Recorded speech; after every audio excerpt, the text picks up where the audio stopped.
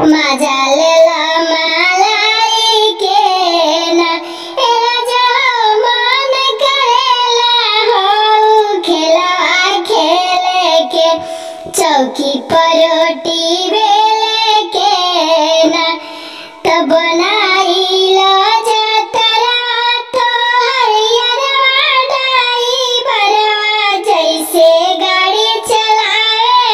हरवा दादाई के मजा लेला हचकाई के ना राजा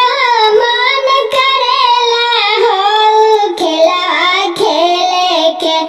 चौकी पर